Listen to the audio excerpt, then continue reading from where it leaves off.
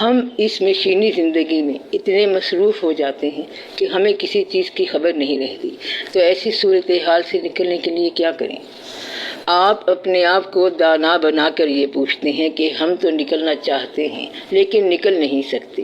یہ کیا بات ہوئی؟ اگر آپ کی پریورٹی ترجیح اللہ ہے تو آپ اس اسٹیج سے نکل سکتے ہیں جہاں آپ لوگ آلموسٹ تقریباً سوئے پڑے ہیں، یعنی آپ اپنے مشاغل میں مصروف ہیں اور اب اس اسٹیج کو وہ اسٹیج بنانا چاہتے ہیں۔ تو اگر آپ کی پریورٹی ترجیح اللہ ہے تو وہاں پر جو آپ کی ساری ایکٹیویٹی ہے، دنیا کے لیے کوشش جو ہے، وہ ساری کی ساری یوز لیس ہے، بیکار ہے۔ یعنی یہ جو آپ کام کر رہے ہیں، اس کام کرنے کا جواز کوئی نہیں ہے، بلکہ وہ کام بغیر جواز کے ہے، کیونکہ اس کی اتنی ضرورت ہی نہیں ہے۔ یہ جو آپ 24 گھنٹوں میں 18 گھنٹے مصروف ہیں، تو آپ کے اس میں سے 4 گھنٹے ایسے ہوں گے کہ جن میں آپ بیکار کام کر رہے تھے۔ اگر آپ ایک چیز ایک دفعہ گن چکے ہیں تو پھر اس گنی ہوئی چیز کو دوبارہ گننا کہاں کی دانائی ہے؟ یہ تو ایسے ہے جیسے ایک ایسا غم جس پر آپ رو چکے ہیں، اب اس غم پر دوبارہ رونا ہو تو یہ بیکار ہے۔ آپ لوگ کم از کم وہ چیز تو چھوڑ دیں جو آپ ریپیٹ کرتے ہیں، دہراتے ہیں، اور ایسی ہر چیز سے انسان کو نکل جانا چاہیے۔ اگر انسان اس کو اپنے خیال میں ریپیٹ نہ کرے، نہ دہرائے، تو جو چیز آپ کر چکے ہیں اسے بھول جائیں، ڈن کو ڈن ہی رہنے دیں اور اس کو آپ مت کھولیں۔ دوسرا نقطہ یہ ہے کہ اگر آپ کچھ بھی نہیں کر سکتے تو آپ صرف الارم لگا دو، کسی ایسے انسان کمپینین کو تلاش کر لو جو تھوڑا بیدار ہو، اسے کہو کہ ذرا مجھے اٹھا دینا، اس وقت مجھے چونکا دینا۔ جب رنگ پہ محفل آ جائے تو وہ آپ کو چونکا دے گا، تو آپ کا کوئی جذبہ، کوئی خیال، کوئی انسان، کوئی ساتھی یا کوئی صاحب نصیب ایسا ہونا چاہیے جو آپ کو اس وقت چونکا دے۔ جب محفل رنگ پہ آ چکی ہو تو وہ آپ کو اس وقت جگا دے گا، اور یہ شخص صاحب نصیب ہوتا ہے، یہ رفیق طریق یعنی کمپینین ہوتا ہے۔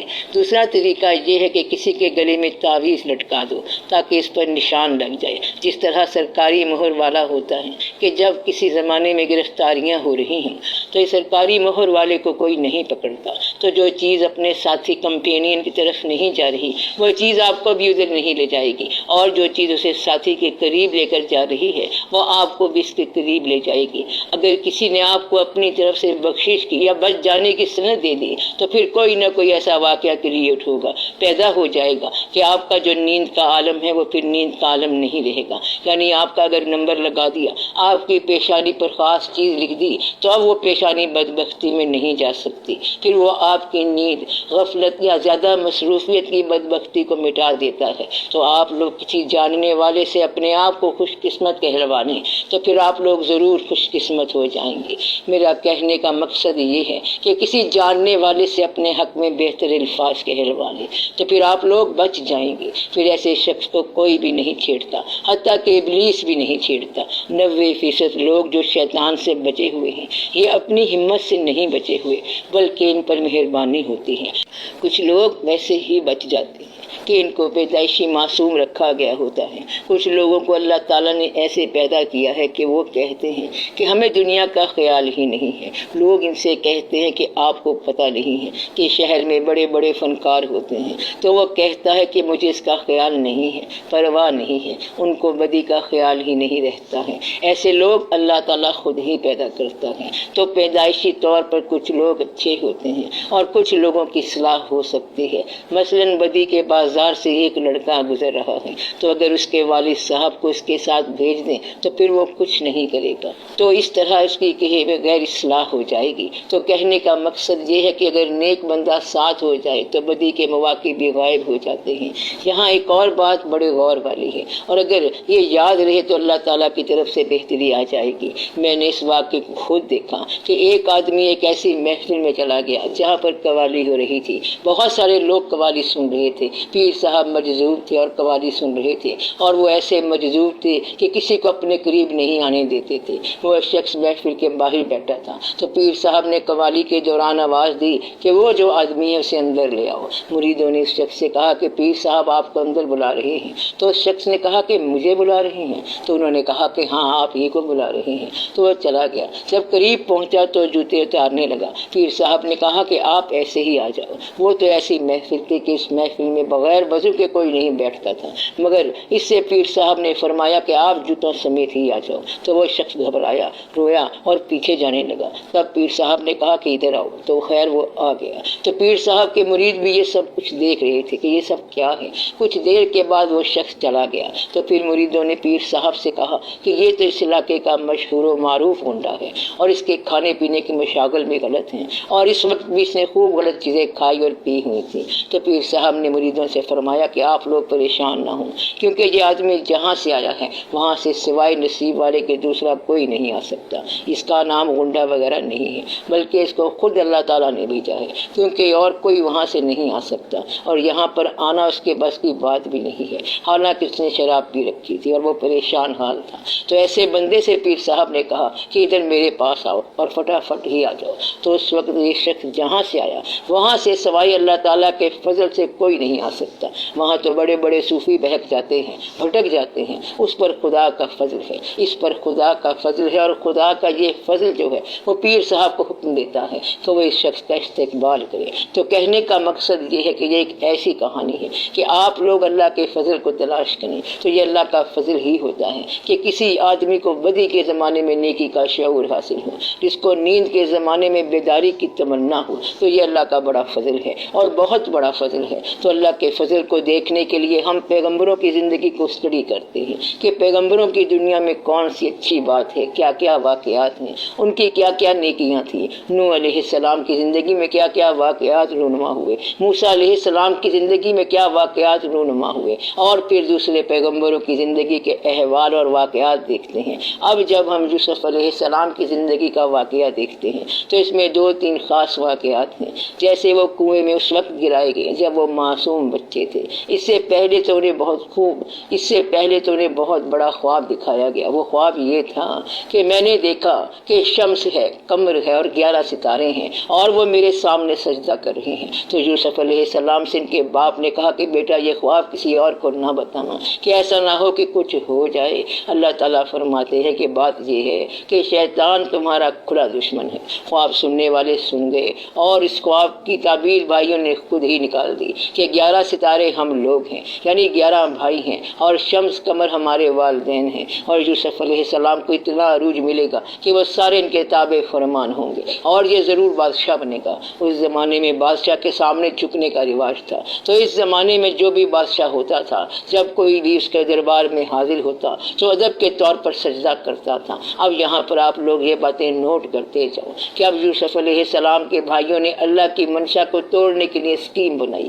یہ خواب خدا کا منشا ہے بلکہ اللہ کا فیصلہ ہے، اور انسان اس فیصلے کو توڑنے کے لیے صلاح مشورہ کر رہے ہیں۔ وہ کیا توڑ سکتے ہیں، کیونکہ اللہ تعالیٰ کا کام ہوتا ہی رہتا ہے۔ ان میں سے ایک بھائی کہتا ہے کہ اس کو قتل کر کے کہیں پھینک دیتے ہیں، پھر ان میں سے ایک نے کہا کہ یہ ہمارا بھائی ہے، اس کو کسی اندھے کنویں میں پھینک دیتے ہیں۔ اب وہ سب کہنے لگے کہ یہ ٹھیک ہے۔ اب آپ یہ دیکھیں کہ اللہ تعالیٰ کی اسکیم کتنی کامیاب ہے، اور وہ اسکیم واقعی کارگر ہوتی ہے کیونکہ وہ اللہ کا حکم ہوتا ہے۔ تو یوسف علیہ السلام کے بھائی ان کو کنویں میں پھینک کر گھر چلے گئے، اور وہاں باپ سے جا کر کہا کہ اسے بھیڑیا کھا گیا ہے۔ یہاں پر اللہ تعالیٰ نے بتایا ہے کہ وہ پیغمبر ہیں، لیکن پھر بھی شہر میں ہونے والے واقعات سے بے خبر ہیں، اور پھر بھی انہوں نے پیغمبری کو نہیں چھوڑا۔ کہنے کا مقصد یہ ہے کہ کبھی آپ کو اگر فقیری درویشی مل جائے اور آپ کو دور کی نگاہ نہ ملے تو پھر بھی کوئی پریشانی کی بات نہیں ہے، بس یہ بھی اس کا فضل ہے۔ آپ نے اللہ سے دور کی بات نہیں لینی ہے، آپ نے اللہ تعالیٰ سے کیا لینا ہے، آپ نے اللہ تعالیٰ سے اطاعت لینی ہے۔ آپ کا اطاعت کرنے سے کام ہے، اور یہ کبھی نہ کہنا کہ نگاہ مل جائے، دور کی دعائیں مل جائیں۔ بے شمار ایسے پیغمبر ہیں جنہوں نے اپنی دعائیں منظور ہی نہیں کرائی ہیں، انہوں نے کہا ہے کہ یہ اللہ تعالیٰ کی مرضی ہے۔ تو آپ لوگ دور کی بات مت سوچیں۔ ایک ہی شہر میں باپ رو رہا ہے کہ میرا بیٹا کدھر چلا گیا، حالانکہ اس شہر کے اندر بیٹا موجود ہے۔ حضرت یعقوب علیہ السلام کو اپنے بیٹے سے بے پناہ محبت ہے، باپ بھی پیغمبر ہے، وہ بیٹا بھی پیغمبر ہے۔ یہاں پر آپ لوگوں کو یہ بتایا جا رہا ہے کہ آپ لوگ سوچو، اور یہ بات سوچنے والی ہے کہ ایک نیک بچہ ہے اور باقی بد بچے ہیں۔ پھر ایک قافلہ آیا، انہوں نے پانی لینے کے لیے کنویں میں ڈول لٹکایا تو اندر سے رونے کی آواز آئی۔ انہوں نے کہا کہ اندر تو بچہ ہے۔ جب اس کو باہر نکالا دیکھا تو بچہ زندہ ہے اور بہت خوبصورت ہے، ایسا حسین کہ اس کے حسن کا چرچا اللہ تعالیٰ خود فرما رہا ہے۔ اور یوسف علیہ السلام تو نام ہی محبت کا ہے، خوبصورتی کا ہے، حسن کا ہے۔ ہے جب باہر نکالا تو وہ بچہ بے تحاشا رونے لگا،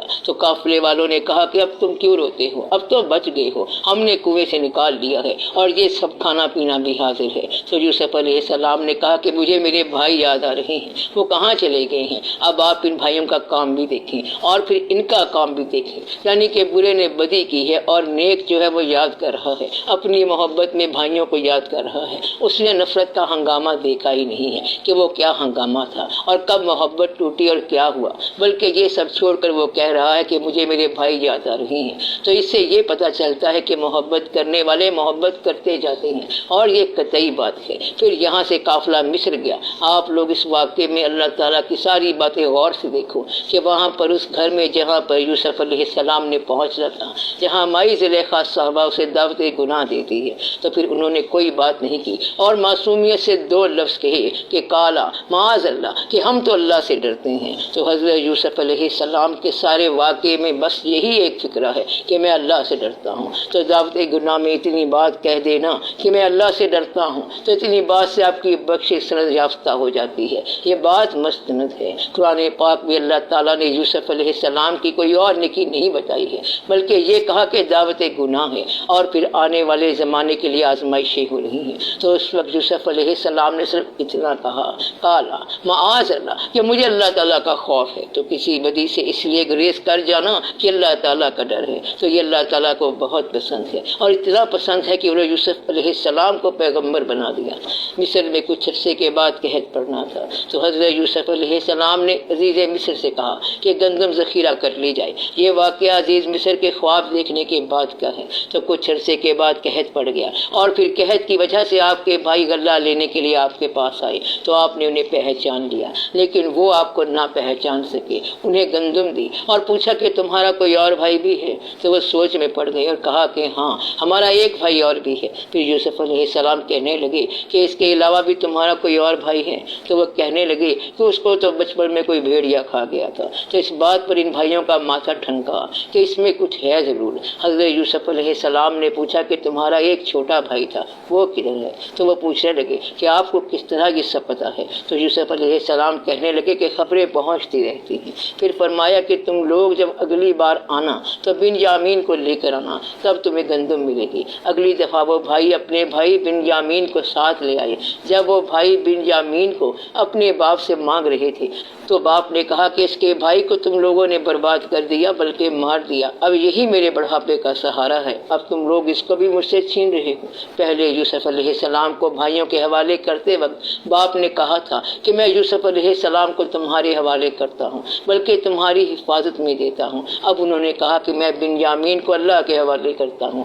آپ لوگ اس بات کو بھی یاد رکھنا، اور یہ بات یاد بھی رکھنی چاہیے کہ اگر بندے کے حوالے کیا تو مایوسی ہے، لہٰذا اپنے آپ کو اللہ کے حوالے کرو۔ تو انہوں نے بنیامین کو اللہ کے حوالے کیا اور وہ ان کو لے کر چلے گئے۔ اور پھر یوسف علیہ السلام نے ایک مصلحت کی کہ انہوں نے بنیامین کی گندم کی بوری میں ایک برتن رکھوا دیا اور اعلان کرا دیا کہ برتن چوری ہو گیا ہے۔ پھر جب وہ ان کی بوری سے برآمد ہوا تو یوسف علیہ السلام نے کہا کہ اس چور کی یہ سزا ہے کہ وہ یہاں رہ جائے گا، اور بنیامین ان کے پاس رہ گئے۔ تب اس کو سارے راز و نیاز بتائی۔ بھائیوں نے کہا کہ جب ہم واپس جائیں گے تو پہلے ہی ہمارے والد صاحب ناراض ہیں کہ ہمارا بیٹا یوسف تم لوگوں نے گنوا دیا، اور اب چھوٹے بیٹے کو بھی کہیں دے آئے ہو۔ بہرحال یوسف علیہ السلام نے کہا کہ آپ لوگ جاؤ اور اپنے ماں باپ کو بھی لے آؤ۔ اور پھر باپ آیا، ماں آئی، سب نے سجدہ کیا اور پھر ملاقات ہو گئی۔ تو یہ یوسف علیہ السلام کے خواب کی تعبیر تھی۔ تو اللہ تعالیٰ فرماتے ہیں کہ ہم جو فیصلہ کرتے ہیں وہ ہو کر ہی رہتا ہے۔ اگر اللہ تعالیٰ نے آپ کے حصے میں نیکی لکھی ہوئی ہے تو پھر اس کو عمل میں بھی وہ لے کر آئے گا۔ یہ نہ ہو کہ آپ اس کو لینے کے لیے خود ہی نکل پڑو، اور پھر ایسا نہ ہو کہ شراب خانے میں ہی جان نکل جائے۔ تو داتا صاحب رحمۃ اللہ نے بڑے راز کی بات فرمائی ہے کہ گناہ کے بعد توبہ کر لیا کرو اور ہمیشہ توبہ کر لیا کرو۔ یاد رہے کہ کہیں توبہ سے پہلے موت آ گئی تو گناہ میں موت آئے گی، تو بہتر یہ ہے کہ گناہ ہی چھوڑ دو۔ جس عالم سے بھی آپ گزرو، اگر اس عالم میں موت آ جائے تو پھر آپ کا انجام وہی ہوگا۔ اس لیے جن لوگوں کے حصے میں اللہ تعالیٰ نے نیکی لکھی ہے وہ نیکی کرتے ہیں۔ میں آپ کو یہ بات بتا رہا ہوں، ڈیفائن کر رہا ہوں کہ بدی کا موقع ہونے کے باوجود جس نے یہ کہہ دیا کہ میں بدی اس لیے نہیں کرتا کہ مجھے خدا کا خوف ہے، تو آپ یہ سمجھو کہ وہ سرفراز ہو گیا۔ جو بدی کے موقع پر بدی کرنے سے باز رہا وہ اللہ والا ہو گیا۔ بس اتنا سا وظیفہ ہے، یعنی بدی موجود ہے، ساتھ ہی آفر بھی موجود ہے، اور پھر اس پہ کوئی شخص یہ کہہ دے کہ کالا معاذ اللہ، یعنی میں اللہ سے ڈرتا ہوں، تو جس نے ایسا کر لیا آپ یہ سمجھیں کہ وہ اللہ تعالیٰ کی پناہ میں آ گیا۔ تو جوانی میں اس طرح کی نیکی مل سکتی ہے، اس کا کوئی وظیفہ نہیں ہے اور کچھ بھی نہیں کرنا ہے۔ مقصد یہ ہے کہ یہ ایک چھوٹا سا واقعہ ہے کہ آپ اس بد دنیا سے اللہ کے خوف کے سہارے نکل جاؤ۔ میں اگر بادشاہ ہوتا تو میں کبھی بھی شراب کو بند نہ کرتا، کیونکہ اگر کوئی شخص بد نصیب ہے تو وہ بد نصیب ہی مر جائے گا، اور اگر خوش نصیب ہوگا تو پھر بچ کر ہی نکل جائے گا۔ شراب پینے والے عام طور پر جھوٹے آدمی نہیں ہوتے اور وہ سچ بولتے ہیں، لیکن چونکہ اللہ تعالیٰ نے شراب پینے سے منع فرما دیا ہے اس لیے منع ہو جانا ضروری ہے۔ تو ایک دفعہ ایک پیر صاحب اپنے مرید سے کہہ رہے تھے کہ دیکھو میں تمہیں بہشت میں ضرور لے جاؤں گا، اگر اللہ تعالیٰ نے شراب پینے والوں کو بہشت میں جانے کا موقع دیا تو میں تمہیں ضرور لے جاؤں گا، لیکن میرا خیال ہے کہ اللہ نے یہ نہیں دیا ہے، کیونکہ وہ وہاں صرف نیک لوگوں کو بھیجے گا۔ لہٰذا مدعا یہ ہے کہ آپ لوگ اللہ تعالیٰ کے لیے کم از کم کسی ایک بدی کو چھوڑ دو۔ آپ لوگ کم از کم اپنے آپ پہ اتنی مہربانی کرو کہ یہ چیز آپ جان جائیں اور کہیں کہ ہم یہ کام کر سکتے ہیں، تو آپ لوگ بدی کو چھوڑ دیں اور کہیں استغفر اللہ معاذ اللہ، تو پھر آپ کو نیکی مل جائے گی۔ آپ لوگ اپنے آپ کے لیے دعا کروا لیں تو نیکی مل جائے گی، آپ اپنے اچھے انجام کی توقع کریں تو آپ کو نیکی مل جائے گی اور غفلت ختم ہو جائے گی۔ آپ لوگ میری یہ بات یاد رکھنا کہ ہر علاقہ اللہ کا علاقہ ہے، اور جہاں لوگ گا گا کر رزق کماتے ہیں تو وہاں بھی اللہ کے ولی موجود ہوتے ہیں، اس لیے ہر علاقہ اللہ کا علاقہ ہے، اور ہر علاقے میں ولی اللہ ہوتا ہے، ہر بد علاقے میں بھی ولی اللہ بیٹھا ہوتا ہے، اور وہ کوئی ایک آدھ لال نکالتا رہتا ہے۔ جو لوگ بدی کے علاقے میں ہوتے ہیں تو اللہ ان میں سے اچھے لوگ نکالتا رہتا ہے۔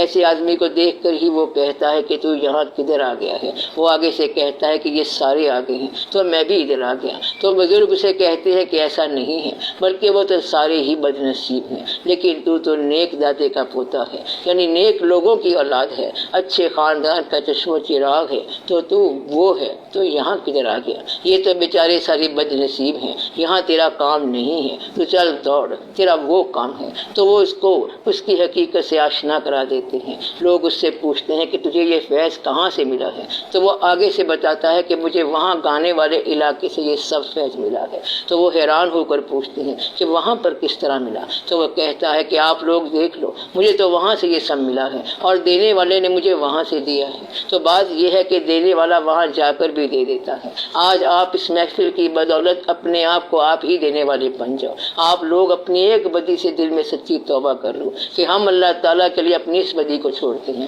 اور آپ لوگ مجھے بتاؤ کہ توبہ کر لی ہے کہ ہم نے ایک بدی یہ چھوڑ دی ہے جو آپ میں غلطی سے موجود رہ گئی تھی، اس کو آپ ہمیشہ کے لیے چھوڑنے کا ہمارے ساتھ وعدہ کر لو۔ آپ لوگ اس کا اعلان بے شک نہ کرو، لیکن دل میں تو تہیہ کر لو، میں آپ لوگوں سے بڑا پکا وعدہ لے رہا ہوں، اور یہ بڑی مشکل بات ہے، لیکن میں دعا کروں گا کہ آپ کو اس پر عمل درآمد کرنے کی طاقت ملے، اور یہ دعا کروں گا کہ آپ کو عافیت ملے۔ اگر آپ نے بدی کو نہ چھوڑا تو خدا نخواستہ یہ ہو سکتا ہے کہ آپ کی اولادیں بھی وہ بدی نہ کر دیں، اس لیے اپنے آپ کو بچا لیں۔ آپ نے کیا کرنا ہے؟ نیکی کرنی ہے۔ کس کی خاطر نیکی کرنی ہے؟ اپنی اولاد کی خاطر نیکی کرنی ہے، تاکہ آپ کی اولاد آپ کو نیک سمجھے اور آپ کے خوف سے نیک رہے۔ تو آپ اپنے آپ کو اس قابل بنائیں کہ آپ کی اولاد آپ کی عزت کرے اور وہ آپ کی وجہ سے نیک رہے، لہٰذا آپ نے اپنے آپ کو اس لیے نیک بنانا ہے۔ اگر آپ اولاد کے سامنے جھوٹ بولتے ہیں اور ان کو کہتے ہیں کہ جھوٹ بولنا بری بات ہے، تو وہ آگے سے کہیں گے کہ بابا آپ تو خود جھوٹ بولتے ہیں، اور پھر پتہ نہیں کیا بولتے رہتے ہیں۔ اس طرح تو بیٹا اپنے باپ کو کھا جائے گا۔ تو آپ کے دل میں اللہ کے علاوہ اولاد کا بھی خوف ہونا چاہیے، ان کے سامنے کبھی جھوٹ نہ بولیں اور بدی نہ کریں۔ تو لوگ اس لیے بھی گناہ سے ڈرتے ہیں کہ اگر میں نے گناہ کیا تو میری اولاد بھی گناہ کرے گی، تو پھر آپ اپنی اولاد کو کس منہ سے روکیں گے کہ آپ گناہ نہ کرو؟ بلکہ آپ تو اولاد کے سامنے بے بس ہوں گے، وہ کہیں گے بابا ہم نے تو وہی کیا ہے جو آپ خود کرتے تھے، اب آپ ہمارے پیچھے کیوں پڑے ہو؟ اگر آپ یہ کہتے ہیں کہ آپ نے یہ کام نہیں کیا تو اولاد کو کہہ سکتے ہیں کہ تم نے یہ کام کس طرح کیا ہے، پھر تو آپ اسے اڑا کے رکھ دیں گے، اڑا کے جلا کے خاک نہ کر کر دو تو داغ نام نہیں، لہٰذا بدی نہیں کرنی ہے، بدی نہ کرنے سے طاقت پیدا ہو جاتی ہے اور آپ کے اندر بادشاہت پیدا ہو جائے گی۔ اپنے آپ کو بدی سے روکنے سے بھی بادشاہت پیدا ہوتی ہے۔ سب سے بڑا وظیفہ کیا ہے؟